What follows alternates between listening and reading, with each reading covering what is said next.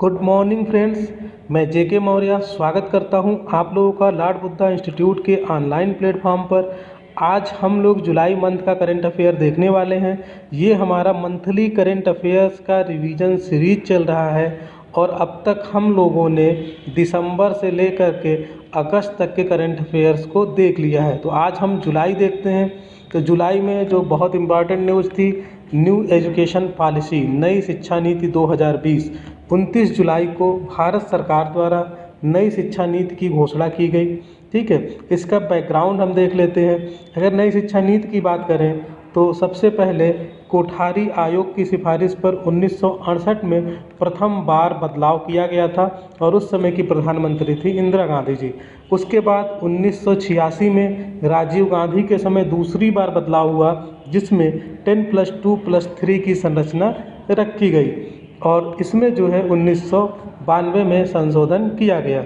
और जो लेटेस्ट है इसमें देखते हैं के कस्तूरी रंगन समिति, ये याद रखिएगा, के कस्तूरी रंगन समिति की सिफारिश पर 2020 में तीसरी बार शिक्षा नीति को मंजूरी मिली है। अब हम देखते हैं कि इसमें नई शिक्षा नीति जो आई है 2020 की, इसमें मुख्य रूप से क्या परिवर्तन करने की बात की जा रही है।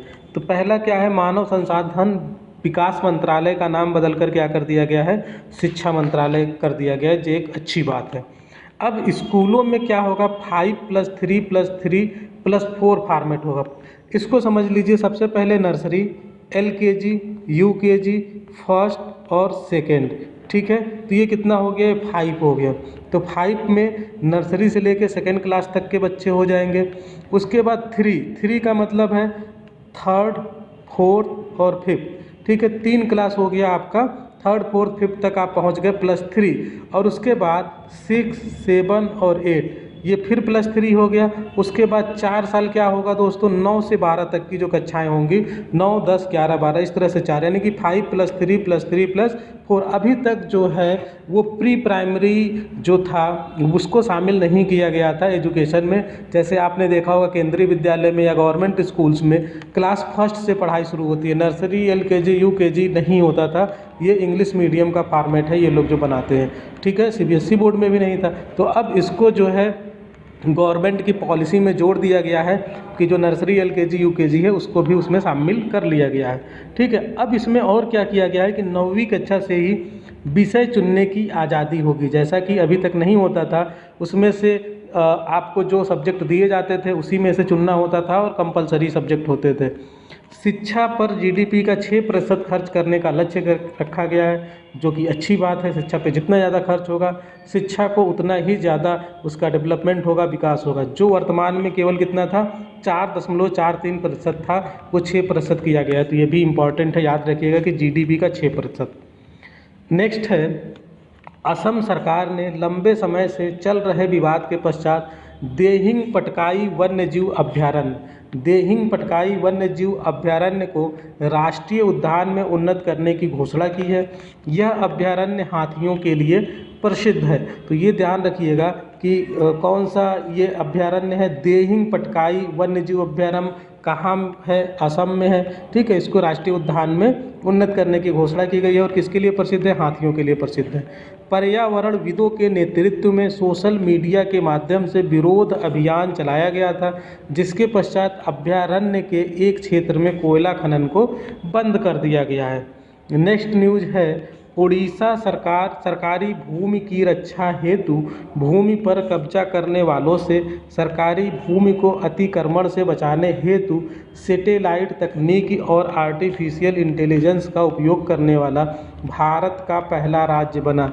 तो पहला राज्य बन रहा है, इसलिए बहुत इम्पॉर्टेंट है। तो ये क्या है, इसमें समझ गए आप लोग कौन है, ये उड़ीसा सरकार है। सरकारी भूमि की रक्षा करना है तो इसके लिए भूमि पर कब्जा करने वालों से सरकारी भूमि को अतिक्रमण से बचाने के लिए सैटेलाइट तकनीक, इससे जो है सैटेलाइट के माध्यम से सरकार उस भूमि पे नज़र रखेगी कि कहीं कहीं किसी सरकारी ज़मीन पे अवैध कब्जा तो किसी का नहीं हो गया है। इसके बाद नेक्स्ट न्यूज़ है, भूमि पर निगरानी हेतु उड़ीसा सरकार ने BIUTS का फुल फॉर्म क्या है, Bhubaneswar land use intelligence system launch किया है। तो ये भी याद रखिएगा, पूछा जा सकता है कि BIUTS क्या है, किस सरकार ने लॉन्च किया है। ठीक है, तो ये आप ध्यान रखिएगा।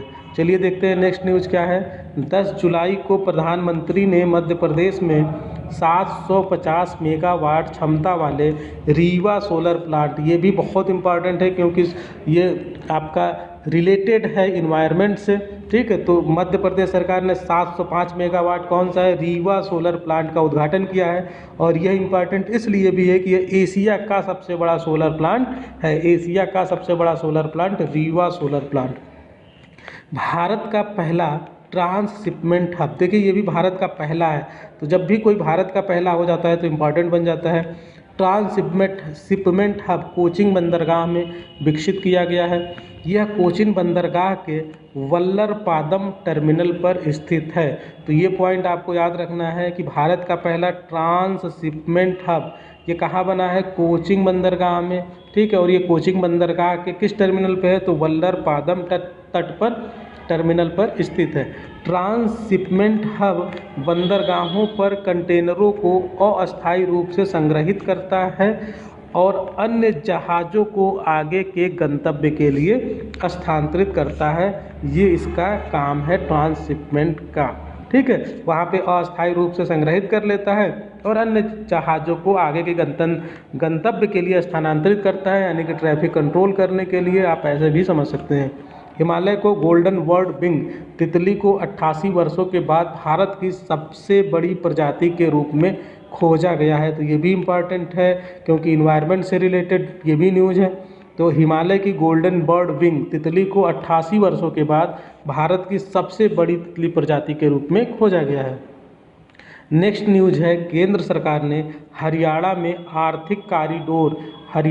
आर्थिक कॉरिडोर के निर्माण हेतु नेशनल हाईवे से जुड़ी 20,000 करोड़ रुपए की परियोजना को शुरू किया है। कितने आर्थिक कॉरिडोर के निर्माण के लिए नेशनल हाईवे से जुड़ी 20,000 करोड़ की परियोजना को शुरू किया है। केंद्रीय सरकार के परिवहन मंत्री नितिन गडकरी, ये भी याद रखिएगा, पूछा जा सकता है कि परिवहन मंत्री कौन है, नितिन गडकरी हैं, ने वीडियो कॉन्फ्रेंस के जरिए NH8 समेत 11 सड़कों से जुड़ी परियोजनाओं का उद्घाटन किया है।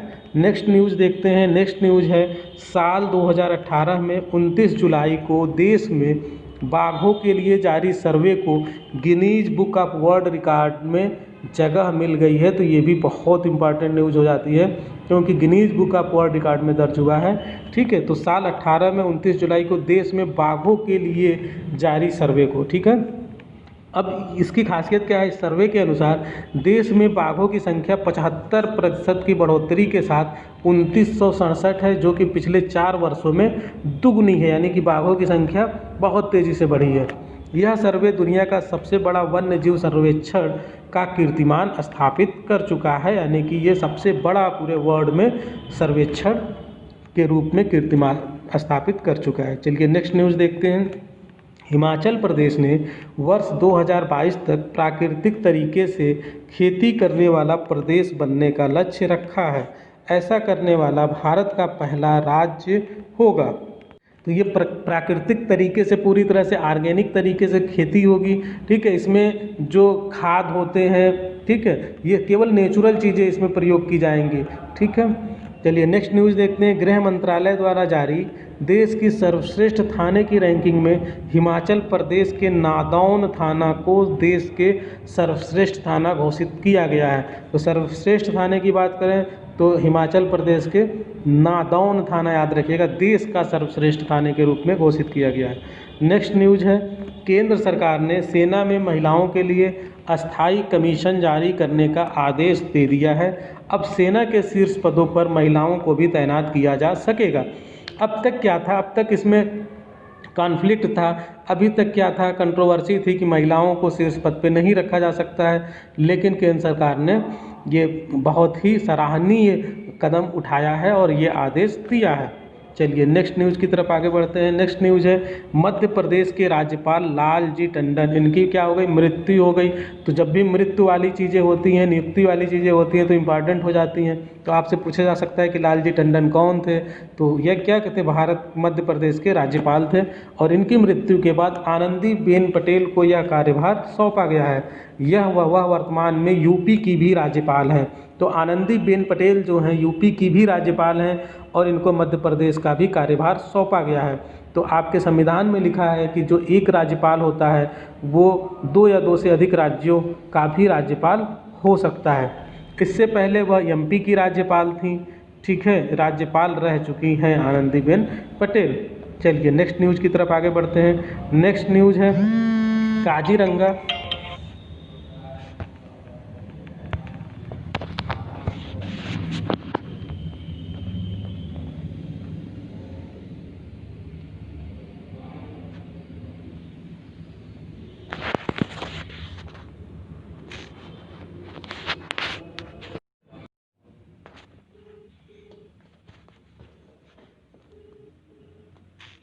हेलो। नेक्स्ट न्यूज़ है हमारी काजीरंगा राष्ट्रीय उद्यान असम में सुनहरे बाघों की संख्या में लगातार कमी देखी जा रही है। काजीरंगा में अब इनकी संख्या 4 रह गई है। दुनिया में केवल काजीरंगा में ही गोल्डन टाइगर मौजूद हैं। तो ये भी न्यूज़ बहुत इम्पॉर्टेंट बन जाती है।